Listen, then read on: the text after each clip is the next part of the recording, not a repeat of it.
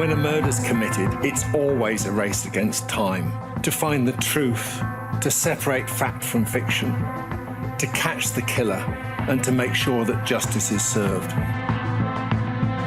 But what happens when the truth vanishes with the victim? I'm Dr. Richard Shepherd, and I've spent my entire career as a forensic pathologist performing nearly 23,000 autopsies, including on some of the most high-profile cases of recent times. I've learned that the dead don't hide the truth, and they never lie. Through me, you'll be hearing directly from the victim. From a state-of-the-art laboratory with groundbreaking technology that uses digitally scanned sample bodies, I'll be investigating a series of intriguing murders where, from the victims' bodies, I'll be revealing to you the truth behind those horrific crimes.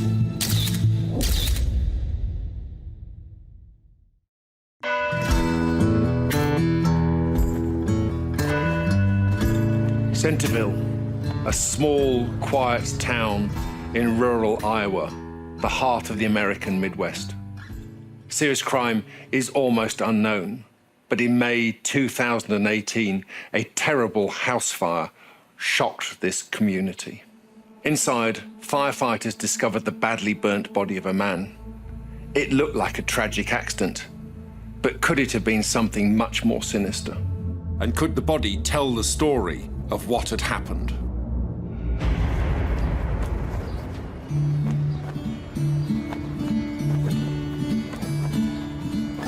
Centerville is a small, close-knit community of about 5,000 people.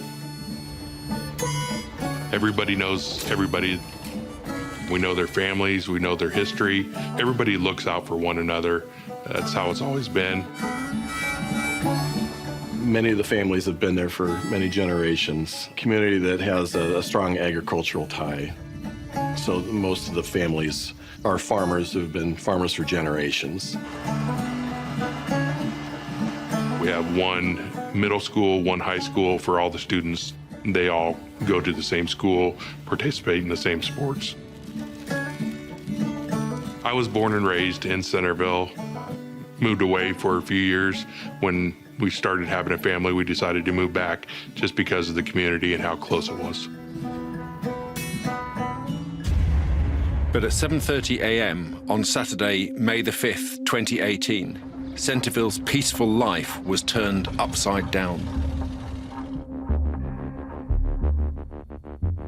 Barbara Pasa was driving to a soccer tournament where her children were due to play. But before she got there, she received several shocking phone calls from her neighbors. Her house was on fire. Barbara rushed back, knowing her husband, Tim, was in the house. One of the neighbors was driving, leaving his house, saw fire coming from the Pasa residence. Two neighbors from across the street went in the front door, looked to the left and saw charring and smoke. They acted fast and called local firefighters on 911. They arrived within minutes. Okay, Centerville 111. Let the fire department know that there is a lot of smoke coming out of the east side of the house. When the fire department first got there, they saw black smoke rolling from the east side of the residence, which is where the master bedroom is located. They immediately started to extinguish the fire. All four of the town's fire trucks arrived. There was a lot of smoke. One of the firefighters that initially went in to battle the blaze did suffer from smoke inhalation and had to be taken to a hospital. Do you know if anybody's home? Neighbors told the police officers on the scene they thought there were people inside the building. They called in Assistant Chief of Police, Mike Moore. I knew the occupants of the residence, so I was just unsure what we were going to find. I was initially informed that there may be 3 bodies inside. I was fearful at that time that it may be the children involved. When the firefighters finally managed to get into the master bedroom, they discovered a terrible sight. Barbara's husband, Tim Pasa, was found dead on the bed. and his body had been severely damaged by the fire.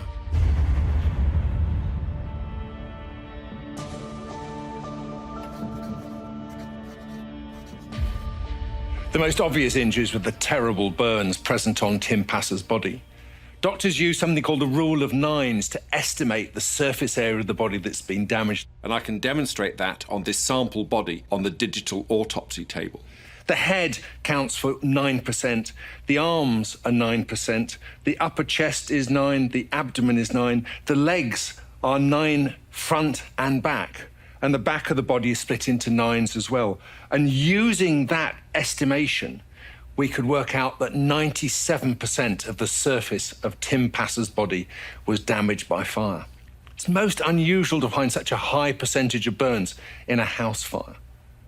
And the burns on the body are estimated by doctors as first, second, or third degree. First degree burns are like sunburn, just reddening of the skin. Second degree burns have blistering, if you touch something hot in the oven.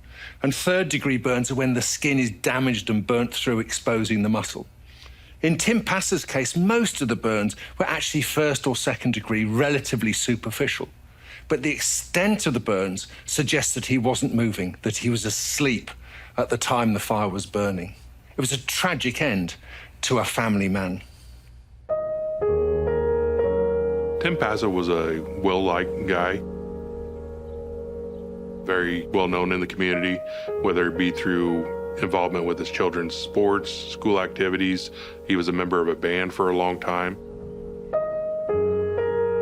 Tim was born and raised here, and I believe he lived here all his life.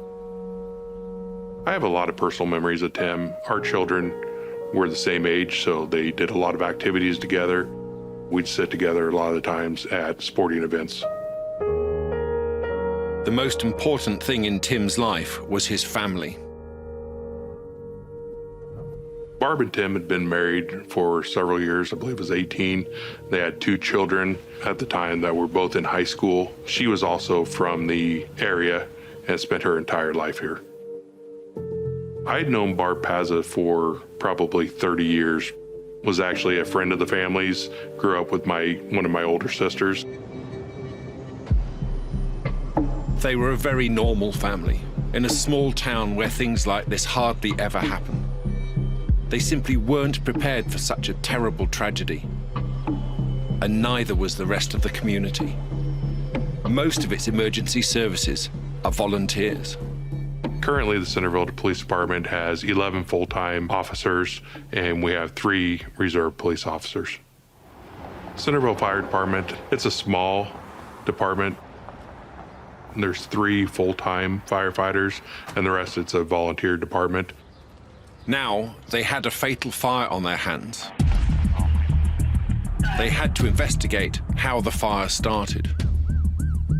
We conducted a walkthrough of the residence shortly after the fire was extinguished, started doing their investigation. As soon as Barbara arrived, she told the firefighters that Tim was inside. I think he was asleep when I left, because I told him and made sure he wasn't going, that he had no slept. So you're on your way back. She feared the fire had been caused by a lit candle she had placed in the master bedroom.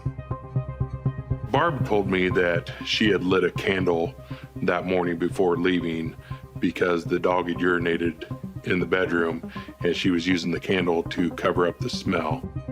She advised that she'd set the candle on the nightstand. When fire investigators found the candle, it was on the floor next to the bed on its side. On the floor, there was a unburned white spot that was consistent with the candle being on the floor at the time of the fire, which means that the candle was sitting upright during the fire. It did not fall from a nightstand, anything like that. And that wasn't the only thing that Mike and his fire department colleagues thought was odd. Tim's body was very badly damaged in the fire. It was what I would call inconsistent with the amount of fire damage throughout the room where the fire took place. The condition of Tim's body initially was suspicious, but not enough, making us think that anything may be criminal.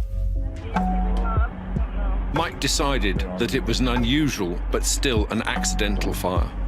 All the emergency services left the scene. There was just one thing left to do: an autopsy on Tim's body. Anytime there's a death investigation, an autopsy will be completed.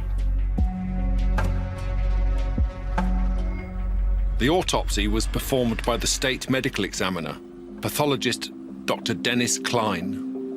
The cause of death and the manner of death may not be immediately obvious, and the autopsy is the best way to get at these answers. What was the injury, disease, or poisoning that ultimately led to that person's death?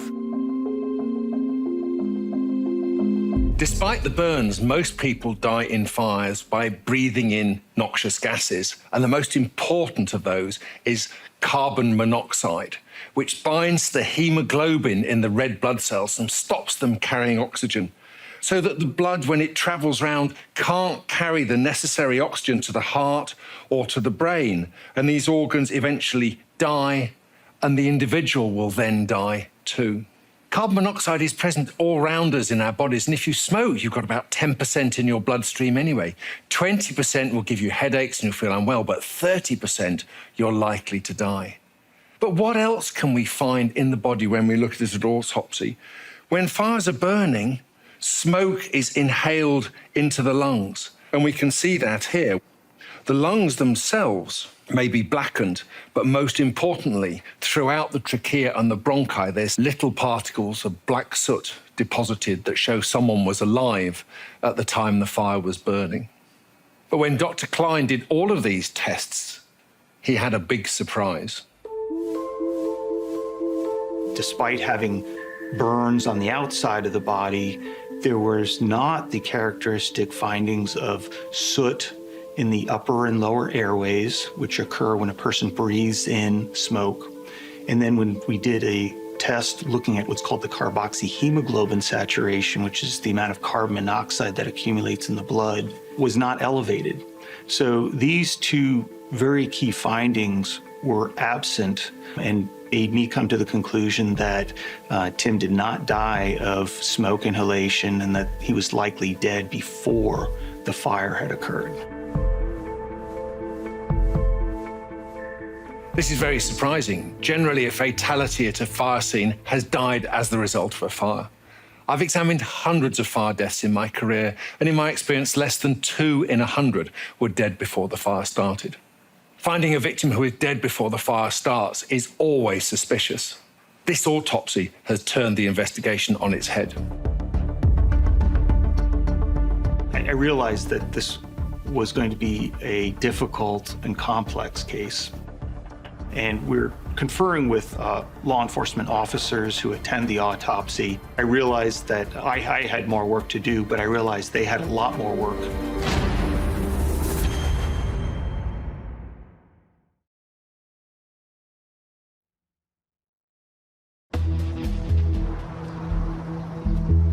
In May 2018, A small town in Iowa was rocked by a fatal fire.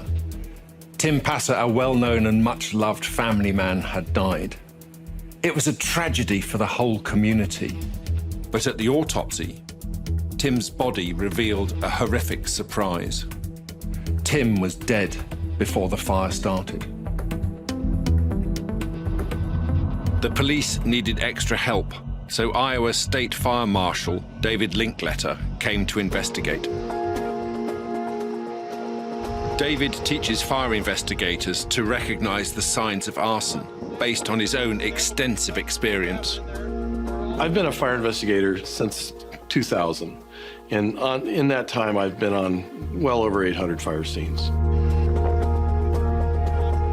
I perform fire scene investigations and hopefully try to determine how this fire originated, how it spread through that area of origin, and ultimately caused all the damage that it did. Two days after the fire took place, David and his team started to investigate the fire in the Pasa home. So we went down Monday where they had prepared a search warrant to re-enter the property to take a look at the fire scene and give an assessment of how this fire originated. Something had troubled the local firefighters as soon as they arrived. They couldn't hear any smoke detectors beeping. Neighbors, witnesses, as well as the officers that responded, the fire department, at no time did they ever hear any smoke alarms going off in the residence. Smoke detectors are pretty robust. They can withstand a lot of damage and still keep working. We discovered a smoke detector in an unburned portion of the house outside the kids' bedrooms where it had been disabled. There was a door that flipped open for the battery, and that door was open and the battery was exposed, rendering the smoke detector inoperable. When we closed the battery door, it worked like it was supposed to do.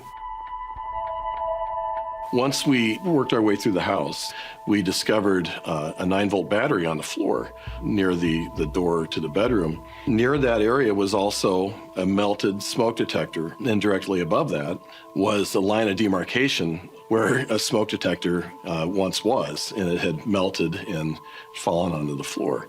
And we very quickly were speculating that that battery had been removed from the smoke detector and thrown onto the floor before the fire event. Obviously, the battery just didn't fall out of that smoke detector. Both smoke detectors in the house had been tampered with. And that wasn't the only thing that troubled the investigators. They'd been wondering about Barbara Pasa's behavior. When she arrived on scene, she asked if she could see Tim. I advised Barb that Tim was in the ambulance, but that he was in very bad shape due to the fire. I allowed her at that point to go into the ambulance and have a moment with Tim. It wasn't until a couple minutes later when I re-entered the ambulance and she advised me that she did not want an autopsy completed. And that, to us, was a pretty serious red flag, and so it really provoked a lot of questions. Why does she not want to have an autopsy performed on her late husband?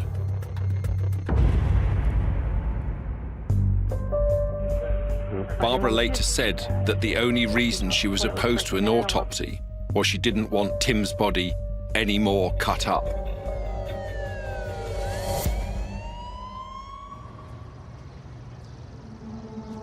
Law states that the medical examiner has authority of that body, and so even if a family member is opposed to that autopsy, if a medical examiner feels that it's necessary, an autopsy will be done. Both a state police detective and a local police detective actually want to attend the autopsy. That's not a usual situation for a house fire, so we knew that there was some concern. Dr. Klein was sure that Tim hadn't died as a result of the fire, but could he have died as a result of natural causes before the fire started? If I was investigating this, I'd want to see the medical records. And we know from those records that he had mild hypertension and that his heart was slightly enlarged. Firstly, he'd have looked at the heart muscle to see whether there was any evidence of thickening of the muscle of the heart. The heart has two main pumping chambers, the left ventricle, which pumps blood around the whole of the body, which is the main powerful pumping chamber, and that's here. And he noticed that the heart muscle was slightly thickened, but not significantly so. So while the heart was slightly enlarged, it wasn't significantly so. The second feature Dr. Klein would have looked at were the coronary arteries. These are the blood vessels that supply oxygen to the muscle of the heart. He'd have looked at those to see if there was any evidence of furring up a blockage of those arteries, and there wasn't any. And so Dr. Klein was able to conclude that there was no evidence of significant natural disease of the heart that could have killed Tim Pasa before the fire started. So Tim must have died from unnatural causes. Dr. Klein would have looked carefully at the chest. He found no evidence of any bruising, any fractured ribs, any bullet wounds, or any stab wounds. Is there any evidence of any injury to the face, the skull, the brain that might indicate blunt trauma? Then he perhaps had a look at the neck to see whether there was any evidence of strangulation, evidence that can still be found after the body has been burnt in the fire.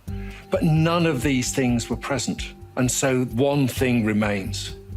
Could Tim have been poisoned or drugged? We ordered an expanded panel, which is a broad panel of various drugs and poisons. Much to my disappointment, the first toxicology result that showed what we call therapeutic concentrations of medicines that we knew he was on for his blood pressure. That would not explain his death. So we were still left with an uneasy feeling that we had suspicious circumstances. We didn't have a good explanation for his death, so that meant we still had our work cut out for us. Without clear answers from the autopsy, the pressure was back on the detectives. And their concerns about Barbara's behavior had been growing. Barb did not show any emotion. If you need anything, let me know, okay? Yep. Whether it was when I was initially speaking with her or after seeing Tim's body, there was no emotion shown whatsoever. Well, it sounds like I think took him. Other people throughout the day expressed that her behavior was just odd for someone that had just lost her husband.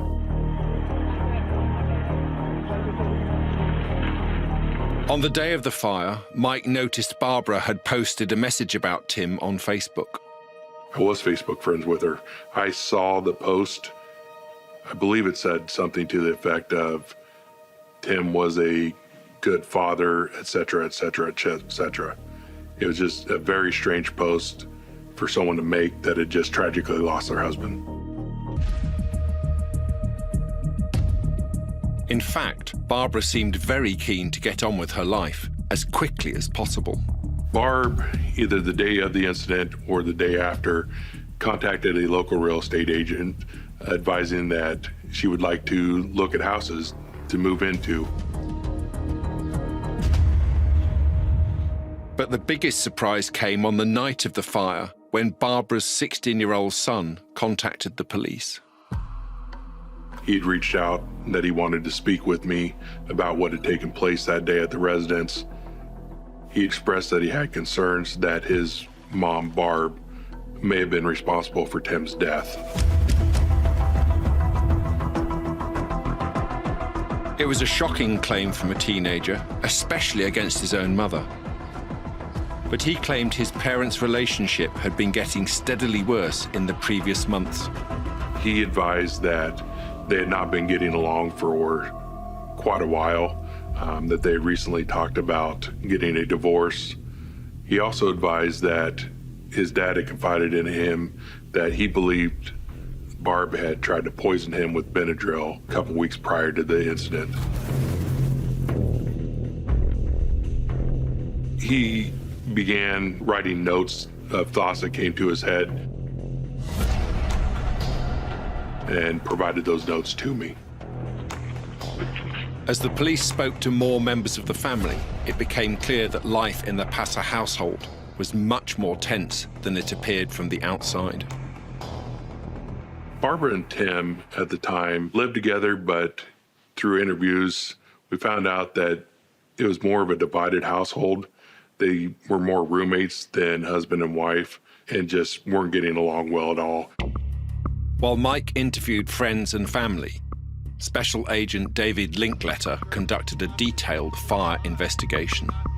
When we arrive at a fire scene, we're going to usually take a look from the area of least damage to greatest damage. We're going to walk through the house and just see what was going on during this fire.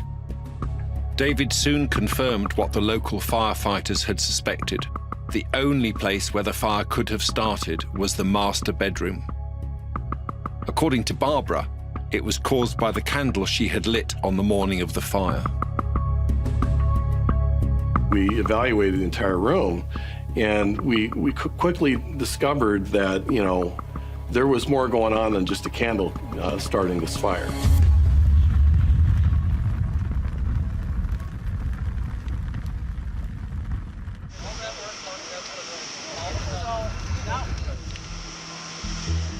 The hallmark of fire investigations is really analyzing burn patterns.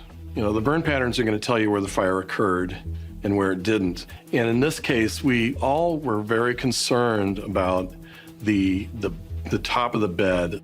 There was a very distinct pattern on the headboard and the wall that indicated there was definitely a fire in that specific area burning for a much longer period of time than anywhere else in this room, as witnessed by the extreme damage to the headboard and the clean burn to the wall against it. Usually the area that burns the longest is going to be the area where the fire originated. But could the candle have played any part in the fire, as Barbara claimed? The problem with that was that candle did not burn vigorously enough to really catch anything else in that room on fire. It just sort of burned that little area of carpeting and really did not travel anywhere else. In this position, a lit candle could have caused a lot of damage, but David could see that it hadn't. All of the wood underneath that bed that was right next to where that candle was did not catch on fire. There's less damage as you go toward the candle. Burn patterns did not support the theory that this candle started this fire. It didn't happen.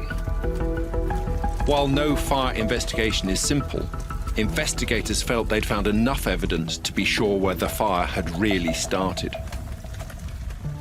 We were confident the fire originated on the mattress.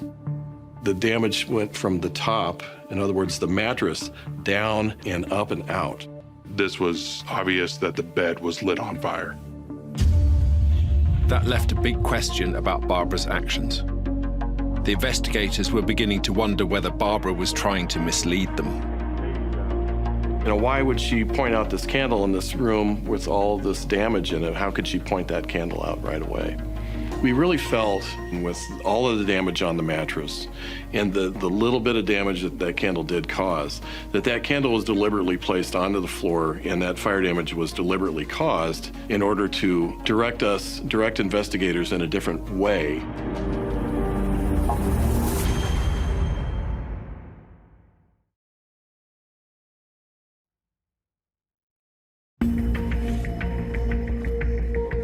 In Iowa, police were investigating a case of arson and murder. Tim Pasa was found dead at the scene, but his body had revealed that he had been killed before the fire even started. Perhaps it held further secrets. Prime suspect was his wife, Barbara. But what was her motive? The investigators knew that Tim and Barbara's marriage was in trouble, but they also discovered they had money problems. They were living pretty much paycheck to paycheck, and Barb advised that she had an online spending problem. They were looking at a divorce. Barb was one who kind of liked a status in town and didn't have the money, if they weren't married, to live the lifestyle she was living. And the family's financial records revealed a recent change that struck the investigators as particularly significant. We discovered that through Barb's employer, they had increased Tim's life insurance up to $200,000 in the last several months prior to his death. That suggested Barbara had a financial motive to kill her husband. But the investigators still didn't know how Tim had died.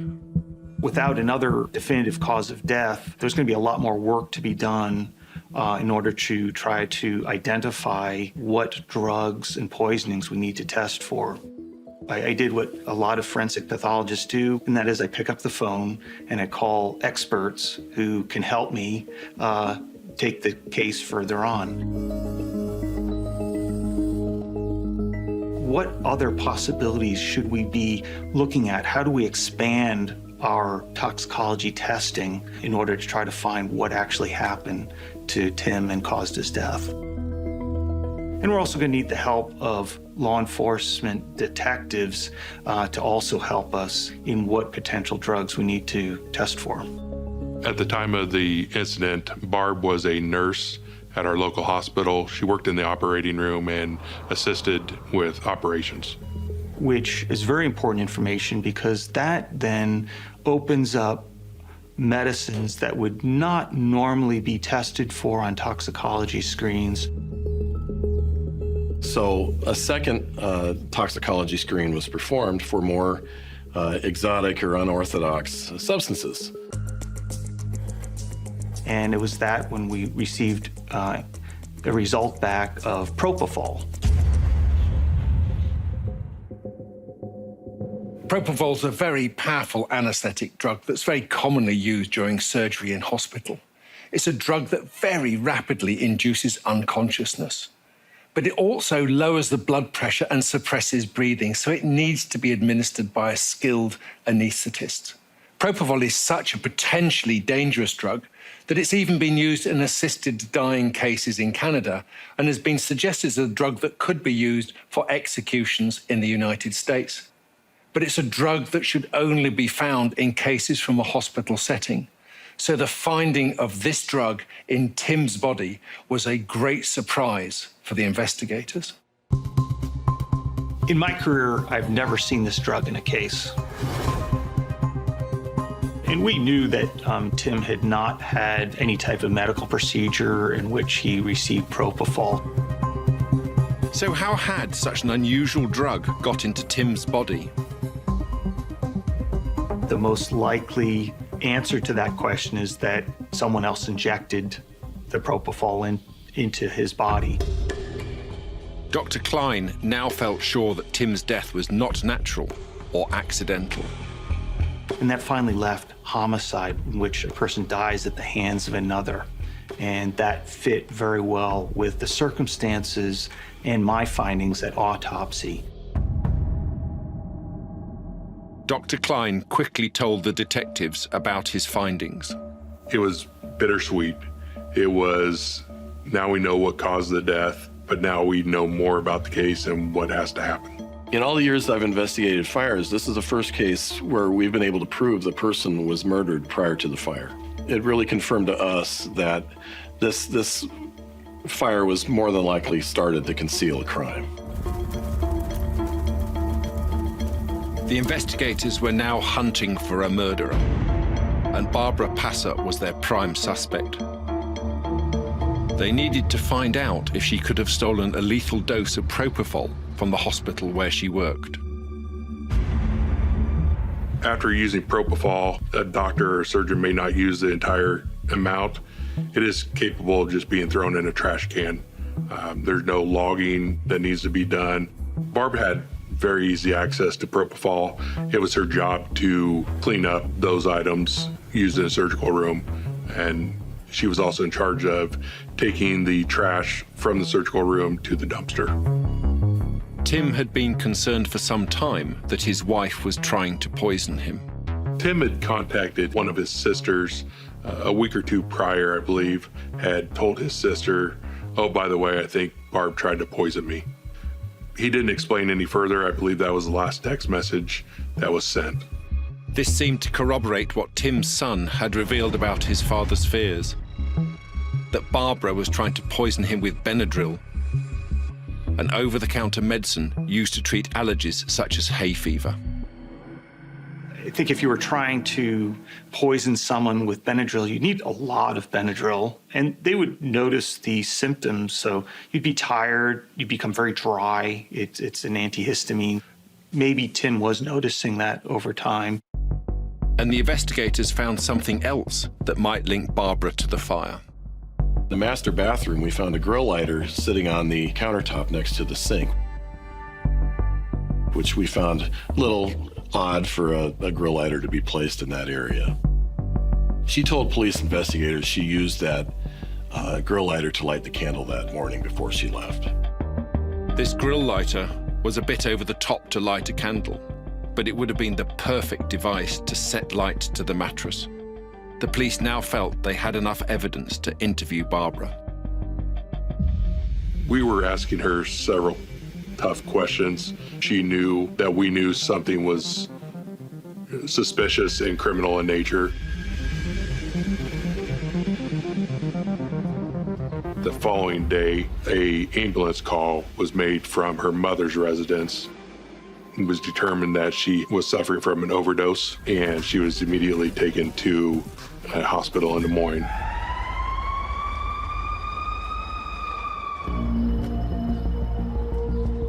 I spoke with Barb and her mother and determined that Barb had taken an overdose of insulin. Barb was a diabetic. She knew how to regulate her insulin. I would say it was an intentional overdose. When Barbara was discharged from hospital, Mike was there, waiting for her.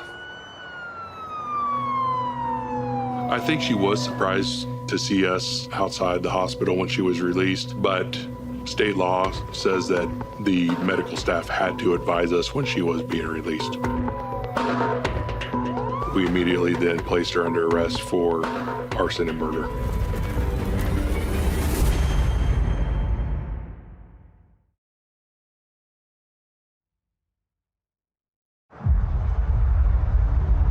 When Tim Pasa died in a house fire in May 2018, his badly burnt body was still able to reveal the truth about what had happened to him. He'd been killed by a powerful anesthetic drug called propofol. And then his house was deliberately set on fire. The prime suspect for both crimes? His wife, Barbara Pasa. Barbara Pasa was charged with first-degree murder and first-degree arson nearly 2 weeks after the fire. It was a big shock for this small town.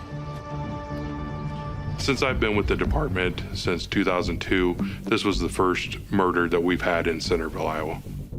From the autopsy evidence, fire analysis, witness testimony and phone records, investigators pieced together what really happened on the day Tim Pasa was murdered.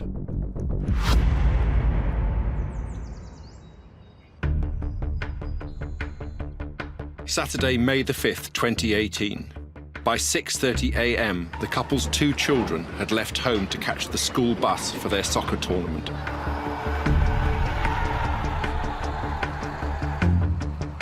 Barbara told police she followed them in her car at 7 a.m., but she had lied. People determined that Barb actually left later than she originally told us. 7:08 a.m., Barbara sent a text to her daughter saying she would be late. 7:20 a.m., a neighbor saw Barbara's car still parked in the garage. During this time, Barbara must have disabled the smoke detectors. The first smoke detector is very easy to tell that with that door being opened, we really believe that that detector was disabled intentionally. The one located in the area of the fire was off the wall. The battery was about 3 feet away from the smoke detector. We were confident that that detector also had been disabled. The battery had been taken out of it prior to the fire. This was also when Barbara must have injected Tim with propofol. It was the state's theory that she did poison him with the propofol and then set the bed on fire in hopes of covering up any evidence. We really believe that the candle was deliberately placed on the floor burning and to set the carpeting on fire. But a separate fire was placed on the mattress near her husband's deceased body. That fire grew in much more intensity and caused the damage that we had. So the state's stance was Barb used the candle as a distraction or a decoy to say that's how the fire started. Having killed Tim and, she believed, covered her tracks, only then did Barbara leave home. Barb left the residence, went to a bank ATM, which also had a camera on it. We were able to secure evidence to show the time frame for that, which was around 7:26 a.m. 7:30 a.m. Several neighbors saw smoke coming from the master bedroom window of the Pasa home. They called 911. Firefighters arrived just 3 minutes later. Neighbors desperately called Barbara, but got no reply. She had received several missed phone calls, text messages. She had reported that she was not able to receive those calls. But by tracking the cell phone towers her mobile connected to as she drove, investigators could show that Barbara deliberately missed at least 5 phone calls from neighbors trying to warn her about the fire. She finally, around 7:50, around 8 o'clock, responded to missed phone calls and text messages. The thing that was very interesting to me was that she spoke with the kids, she spoke with other family members, but knowing that Tim was at the residence, she never once tried to call Tim's phone. The investigators suggested that showed Barbara knew Tim was already dead. The investigators were satisfied Barbara had murdered Tim. And the trial began on September the 17th, 2019. The autopsy evidence was critical. Having done a complete autopsy, reviewing his medical records and learning about all the circumstances surrounding his death, the most compelling and medically defensible cause of death would be from propofol, because there was really no other good explanation for his death. We felt very comfortable that this was a homicide. The defense argued that the level of propofol found in Tim's blood was low, much less than you'd find in a patient being anesthetized for surgery. But there is a good explanation for this. Propofol is very rapidly absorbed from the bloodstream into the fattier parts of the body. And there's quite a lot of fat in the human body naturally. A lot of it's underneath the skin of the legs and the arms, but there's also a large amount of fat inside the abdomen and a big sheet of fat that covers the bowel called the omentum. And the drug will have moved from the bloodstream into this fatty tissue. But its damage will already have been done. Its effect on the brain, its effect on breathing, starving the brain of oxygen and causing death will have taken place. Because of the redistribution of the drug throughout the body, it's not a surprise that only a low concentration was found in the blood sample taken at the autopsy. But that low concentration doesn't mean that he wasn't injected with a fatal dose of the drug. It had done its damage and then disappeared. In court, Barbara tried other arguments. She even suggested Tim might have been using propofol as a recreational drug, but it was easy to dismiss this theory.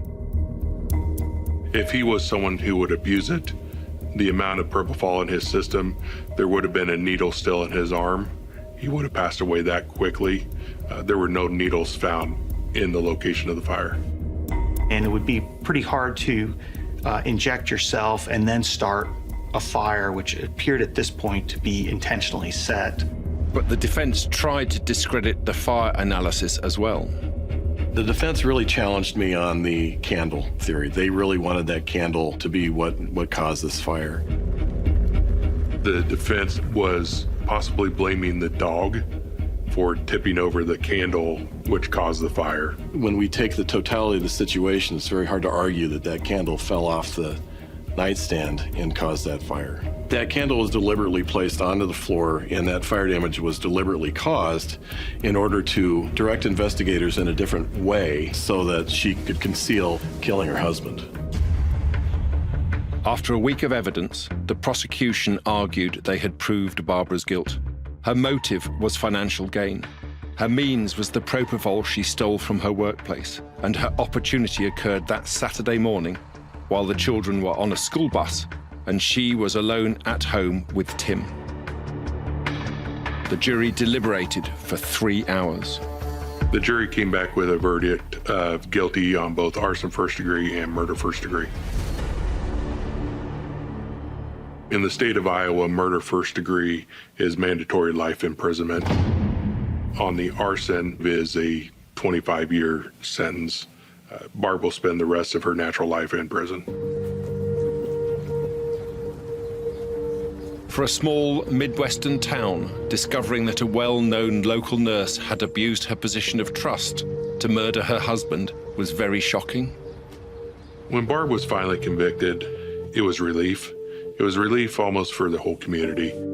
You know, I hope it's something I don't have to go through again in my career, but I'm glad we were able to use all our resources and get answers for the family and for Tim. But also knowing that things were still going to be hard. Here we have two children that had now both lost both their parents, one to death and one to prison. So that was, it was bittersweet on that aspect of it. The community rallied round as best it could. A fundraising campaign to help the children replace what they had lost in the fire smashed its original goal, raising $20,000 for them in less than a week. The children make me proud. They've moved on. They have terrific adult lives. They're my kids. They're part of my family as well.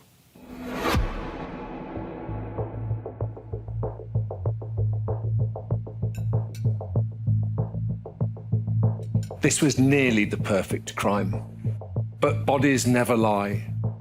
And Tim's body had revealed that he had been injected with a fatal dose of propofol.